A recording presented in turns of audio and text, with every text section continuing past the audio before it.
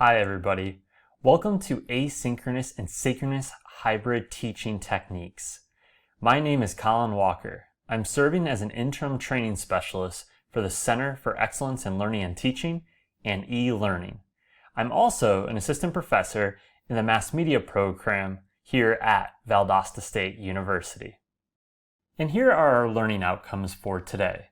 By the end of the webinar, you will be able to describe the benefits and challenges associated with synchronous and asynchronous teaching techniques, distinguish which asynchronous or synchronous teaching technique is best for a given learning outcome or activity, demonstrate best practices associated with asynchronous and synchronous teaching environments, and finally, design a flexible hybrid course to support your students. For this webinar, you will need a few resources. So first, you'll need a desktop or laptop computer. Second, you will need a working internet connection. And third, you will need access to Blackboard Collaborate Ultra or Microsoft Teams. Keep in mind that e-learning help is available for Blackboard Collaborate Ultra, and IT supports Microsoft Teams. I recommend having one of those two platforms open so that you can think about how you would apply principles that we are speaking about today in your own classes. So why do we teach and learn asynchronously and synchronously? So I wanted to start off this slide with a quote from Gardner from this year. One of the most important steps educators can take, and one that can alleviate some anxiety and frustration, is determining what content should be delivered to students synchronously, whether that be in live or in real time, and what learning can be supported asynchronously, recorded or self-paced. So, one thing to think about is that when online education first began and online courses were initially offered, they were almost totally asynchronous. Two main reasons for this were they were designed for adult learners who had full-time jobs and couldn't attend the face-to-face class sessions. And at the same time, there weren't as many tools available for synchronous learning as we have right now. So this is a dilemma that most of us faculty members are facing this fall with which elements to have asynchronous versus synchronous. So one of the main reasons we need to think about this is because we might need to pivot quickly to fully online instruction this fall. It could happen sooner rather than later, but we will wait and see what occurs. Next, we want to provide a variety in our course design, and we need to engage our students in multiple modalities. You won't be able to just do everything synchronously or everything asynchronously. We're going to need to be flexible for our students because they're facing life just the way we are too. And finally, adapting to student work schedules and off-campus life situations. As many of us say, life happens, and those are the times where we try to work with our students as best as we can. So before we get into the heart of today's discussion, let's do an activity. So first, I would like you to get a sheet of paper or open up a blank Word document. Next, please number 1 through 5 in the left-hand column. And now for 5 minutes, I would like you to write or type 5 facts that you think you already know about the webinar topic of asynchronous and synchronous hybrid teaching techniques. Just brainstorm, please don't look ahead.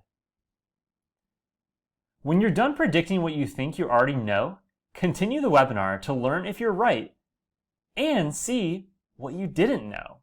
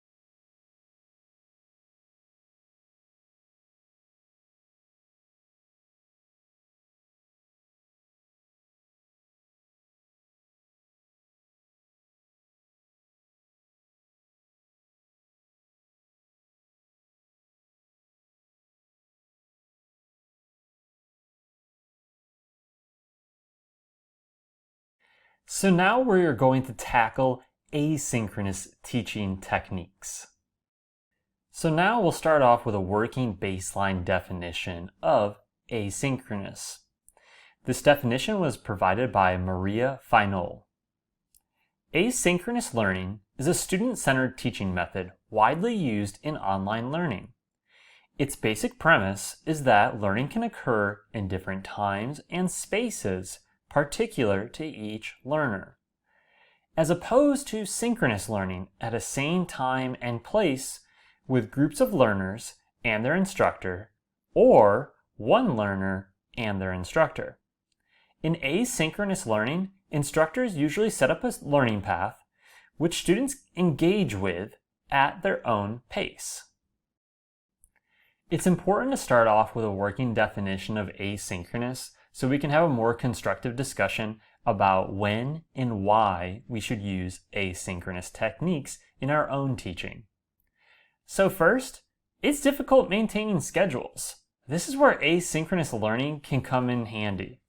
You may not always be able to meet one-on-one with students. They might not be able to attend all the live lectures. You may need to actually miss a class session as well as an instructor. So this builds in some flexibility. It also promotes peer-to-peer or group work among students outside of the classroom. So there's a lot of different ways that you can work with your students in the asynchronous environment by equipping them with certain tools to make that happen. It also lets you assist students with different levels of access to resources. For example, if a student is having a problem with their internet connection during a specific part of the day, they may need to view a class session later on in the day. Maybe an emergency came up. That's another way that you could assist your students as well. And remember, you all as instructors, life happens to us too. So we may not have resources during specific times of the day and may need to deliver the content to our students asynchronously in specific circumstances. So why should we use asynchronous techniques? First, it allows more student voices to be heard in many instances, with the goal that all student voices are heard through the use of specific tools. One example of an asynchronous tool that you might want to try out is VoiceThread. If you'd like more information on VoiceThread, go to the BlazeView 101 course that you are all registered for inside of BlazeView. Next, it gives us instructors more control over the structure of the content. In some instances, it can allow us to chunk and focus on specific important aspects of content, depending on how we structure the content in that asynchronous manner using tools like BlazeView. Next, it can provide opportunities for more interaction among students. So you could use things like discussion boards. You could maybe have students post videos, use Web 2.0 tools like Flipgrid. And these are all tools we're discussing in other trainings for this fall semester for all of the faculty. It allows students to also work at their own pace somewhat too. Depending on how you set your deadlines, you can make it where students can maybe work around their schedules when it becomes necessary to do so. You can also facilitate group work outside of class meetings using tools in BlazeView like groups. You could actually open up channels in a tool like Microsoft Teams. You could also have chat rooms that are dedicated to specific groups inside of Blackboard Collaborate Ultra. There's a lot of possibilities here.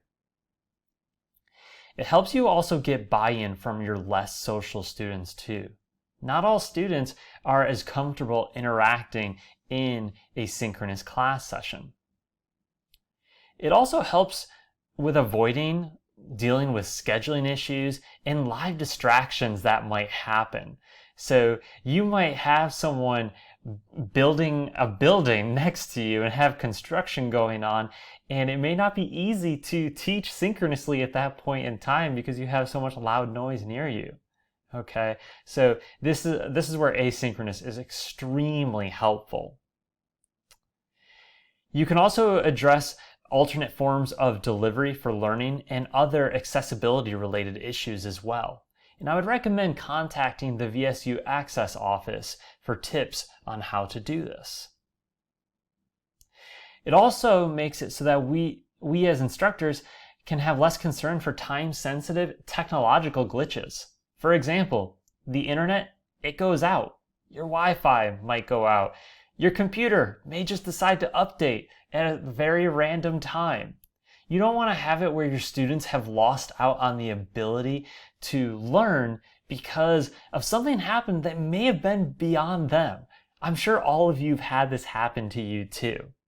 So there's so many possibilities and reasons why we should try using asynchronous teaching techniques in our courses.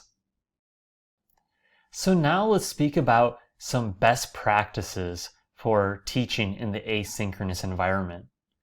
First, make sure to communicate often and be clear. Communicating often might mean that you make sure that you communicate with your students, let's say 2 to 3 times a week if it's a fully online course. You want to have multiple touch points to make sure the students know that you're there and you're engaged with their learning. In addition, you need to make sure to be clear about your messages. You may need to script out certain items, especially when you're teaching asynchronously and recording certain items. This is where if you go off on tangents, it may become unclear what the initial message was supposed to be for the student. Next, demonstrate empathy. This is where show your students that you care about them. Show them that, hey, they're not alone. Okay, so for example, this summer I was teaching a course where one of the faculty members involved was saying how they would record some of their weekly updates in random locations that they had traveled to while going camping. That was just a way to show them that, hey, we as faculty member, we're real people too. We're not just stuck in some office all the time. Next, work on creating participatory learning communities. And this is where communication, again, is very important. You need to engage your students. Try to use active learning techniques, which we're speaking about a lot in these different teaching sessions for you all this fall. I also recommend take some time and teach your students about the course tools at the start of the course. It doesn't matter if the student is a freshman, a senior, or a graduate student. Don't just assume that your students understand how to use each one of these tools. Remember, every teacher teaches a little bit differently, so they may use tools in different manners. This is where we can communicate our expectations to our students. And I believe that is going to be extremely important, especially this semester, with the possibility of having to quickly pivot to online being on the horizon, as was stated earlier. And finally, make sure to work on your structure and your organization. Make sure it is very clear where to get certain things in the course. For example, make sure there's a clear destination where maybe quizzes are, or homework assignments, or online recordings, or the location of where to go for synchronous class sessions. You want to make sure all these items are clear for your students because first, it makes it easier for them, but second, you're going to find you probably won't get as many emails of students being confused at the start of the semester. One tip I would recommend is maybe record a video showing how to navigate through the course and maybe have just a short assessment on that to make sure that students saw the video and provide them an opportunity to ask you questions. Now let's speak about how to apply some of those asynchronous best practices that we just discussed. So first, Make sure to post announcements often, but be strategic about it. Make sure to post announcements a few days before significant assignments are due. This can be done through scheduling some of the announcements. Next, you may want to promote feedback. If you're trying to get your students to respond to something, make sure to be clear about how you want them to communicate with you. Is it through the BlazeU email system? Is it a specific discussion board? Or do you prefer that they use their @valdosta.edu accounts? Next, make sure to humanize the course and support your students.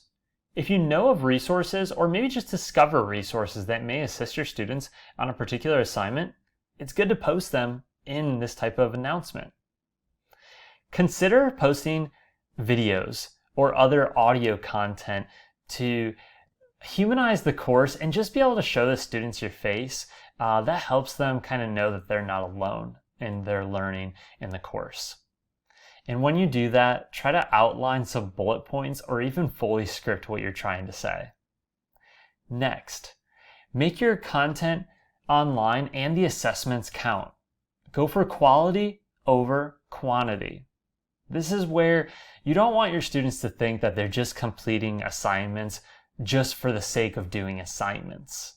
Okay, do your best to make sure that each assessment also aligns with a particular course learning outcome. Or in some instances, you may be just trying to align them with module learning outcomes, which also then map back to your course learning outcomes. And finally, make sure to check for accessibility. In some instances, it may be easier to post PDF documents that can be read via screen readers for students who require such access. Next, make sure to engage students using the tools inside of BlazeU, Microsoft Teams, or using other multimedia, such as Kaltura with video, VoiceThread. Maybe you narrate some PowerPoint slides. You could have interactive polls for your students. There's a lot of different ways to engage them. Find out what's of interest of them, and then work on using those tools if possible. And finally, be consistent in your structure and your organization. This will help provide your students with a clear path for how to find assignments and other resources in your course. If you make a mistake, make sure to admit it to your students. One thing that I recommend doing is go to the student view when you are building your course just to double check that every link lines up. You don't want to have an email at midnight when an assignment is due saying that the instructions for the assignment just were not there. So just go back and double check this. And finally, make sure to just check everything in draft mode before you publish it to your students, just so you get the best presentation possible out to your students. Next, we are going to speak about synchronous teaching techniques along with best practices. And now I'd like to go back to Maria Fainol for looking at synchronous learning and providing a working definition for today's webinar. Synchronous learning refers to all types of learning in which learners and instructors are in the same place at the same time in order for learning to take place. This includes in-person classes, live online meetings, when the whole class or small groups get together. In synchronous learning, students usually go through the learning path together, accompanied by their instructor who's able to provide support while students are completing tasks and activities. Before we dive further into synchronous learning, we are going to do an active learning activity. So what I would like you to do right now is take 5 minutes and draft an announcement for one of your BlazeU shells that introduces your students to the hybrid design of your course. Specifically, explain when and why you will use asynchronous and synchronous teaching techniques. When you finish doing this, feel free to move ahead.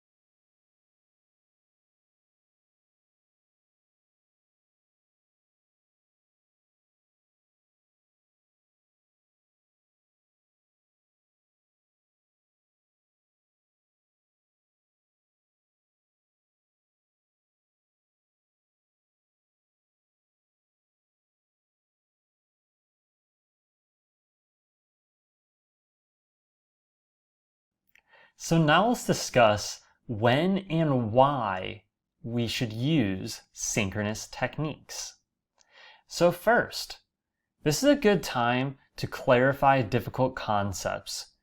It's good to have your students there with you so that you can basically provide them with feedback on questions they might have or help them get over certain obstacles that maybe they've sent you messages about regarding a particular assignment or just certain content in your course.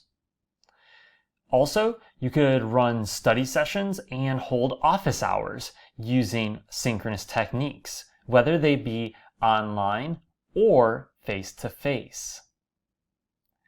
It's also a good time to introduce assignments to make sure it is clear what your intention is for the assignment and what you would like the students to do to complete that assignment. You can also facilitate group collaboration and have active learning activities that you schedule for those sessions. That helps make certain to the students that their time is valuable, that you want them to be there synchronously with you at a specific time and in a specific place. It also helps provide that feeling of connectedness and having a real-time interaction. I'm sure many of you have learned from teaching the spring and just from these summer months that connectedness and just having real-time interactions with one another, whether it be your students or just with family members or friends, it's extremely important to each one of us. So now let's speak about best practices for applying these synchronous teaching techniques. So first off, for video conferencing, the two platforms that are supported by Valdosta State University are Blackboard Collaborate Ultra or Microsoft Teams. eLearning is available for support for Collaborate Ultra. The Division of Information Technology, which you all know as IT, is supportive of Microsoft Teams. So please make sure to contact one or the other when it comes to support for each one of those systems. So in terms of synchronous learning, a good habit to get into is to divide your content up into 10-minute chunks. This helps you have the opportunity to emphasize specific content and to make sure the students are engaged during these time periods.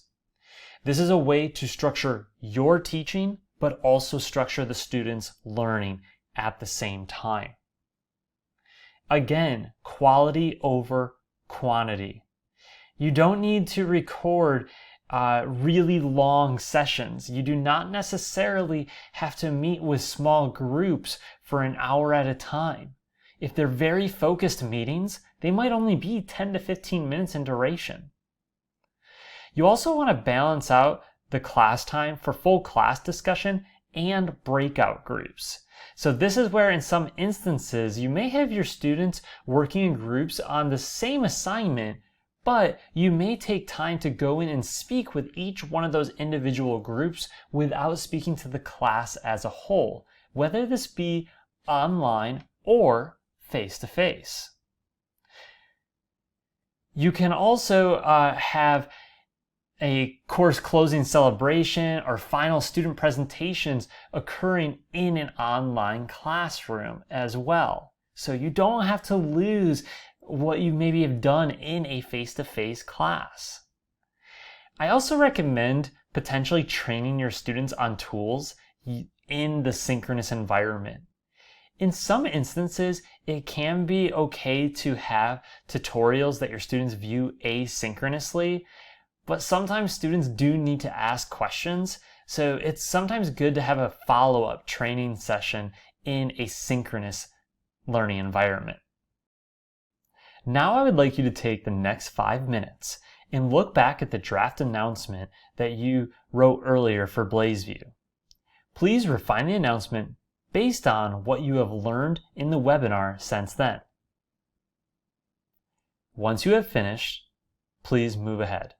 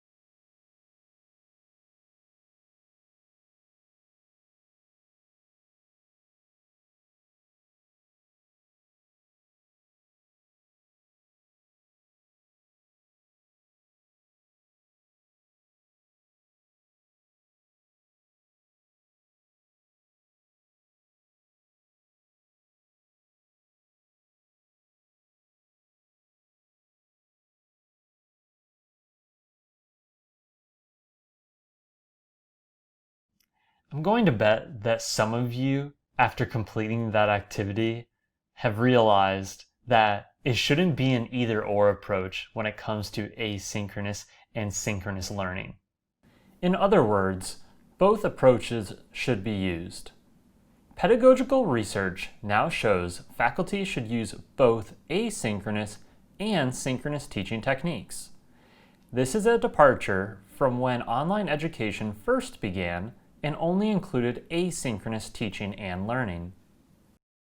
Since asynchronous and synchronous is not really an either-or approach, we really need to speak about which teaching techniques works best for a particular learning outcome or activity. It's important that your choice is always aligned with your active learning activity. So, for example, in the synchronous learning environment, it could be clarification, community building, or any other sort of group work. As we said earlier, you may be wanting to address difficult concepts that the students are running into, or provide problem-solving situations for your students. At the same time, though, remember there are some challenges with synchronous learning. There could be tech-related issues. Sometimes it's not as flexible if students are having to deal with some outside of school type issues. Okay. With synchronous, some of the tools that you can use are going to be Blackboard Collaborate Ultra, Microsoft Teams, or even Microsoft Forms. In the asynchronous environment, this is a lot of times where training on software can come into account through tutorials. You may be looking at assessing student knowledge. You may have short lectures on topics or provide opportunities for students to analyze certain information. There's also challenges here. You may have the lack of face-to-face contact, which can take away from the feeling of connectedness for the students. And also, this is where miscommunication can occur. So it's very important to get feedback early and often from your students to prevent such miscommunication in the future. Some of the asynchronous tools you can use are BlazeU discussion boards, BlazeU quizzes, Kaltura videos, or even Kaltura video quizzes, VoiceThread, and then also Teams can be used in a way with delivering some asynchronous items as well. Throughout this webinar, we have spoken about the importance of communication in multiple instances. So here, I just want you to consider potentially crowdsourcing communication guidelines for asynchronous and synchronous learning. These are just some examples. So first, you may tell your students they must be prepared for each synchronous video conferencing session and have their equipment properly set up beforehand. Have the students remain open-minded and share their own ideas as well as listen to their peers speak about themselves and their work. Make sure to remind students, take the time to think before responding in writing or even aloud to their fellow peers. Make sure to be responsive and communicative to the professor and their peers in email, asynchronous discussions, and synchronous discussions. Be open to feedback for both the professor and the peers. And don't assume that all feedback is negative. Try to first assume that it's positive, supportive. And finally, be honest and respectful while interacting asynchronously and synchronously for class. This can be a crowdsourced set of guidelines that's created with you and your students. This helps them get a sense of buy-in and agency for the course. So while we ask our students to be respectful of each other, we also need to be able to support them as well. To support our students, it's important that we build a flexible course design. So first, plan a path for your students. Make sure it's clear how they should navigate the course. Next, explain the purpose of each one of your assignments. And do the best to align these with learning outcomes or even possible future career paths for your students. Lead the students by example by being active in the course, whether it be in a synchronous or asynchronous manner. Provide flexibility for students to make their own learning space when possible. This is where sometimes you can crowdsource some ideas with your students. Admit when you make mistakes and understand that life happens. It happens to the students, but it also happens to us, so it's important to build that trust. And finally, offer tips and suggestions for working past technology-related hurdles that occur, as I'm going to show you a few suggestions on this next slide. So here's a list of suggestions related to technology. Recommend that your students turn on their video while speaking to engage with their peers and with the instructor. This can kind of help build that feeling of connectedness. Be careful though, because if somebody has poor internet service, then they might not be able to display video without a significant lag occurring. There may be some students who also don't want to show where they live for privacy-based reasons. So you may want to speak with your students about this at the outset of the course. Don't rely on random grouping functions inside of any tool. To be honest, it's not that random. And then finally, when it comes to getting support for the online learning platforms, please make sure to contact the correct personnel. For BlazeView, Blackboard Collaborate Ultra, Kaltura, and VoiceThread, eLearning is going to be the place to contact. For help with Microsoft Teams, please contact the IT department. I hope each one of you have learned a lot from this webinar. As you will see here are a list of references for information that was used in today's presentation for those of you who would like to explore more items related to asynchronous and synchronous learning. Take care.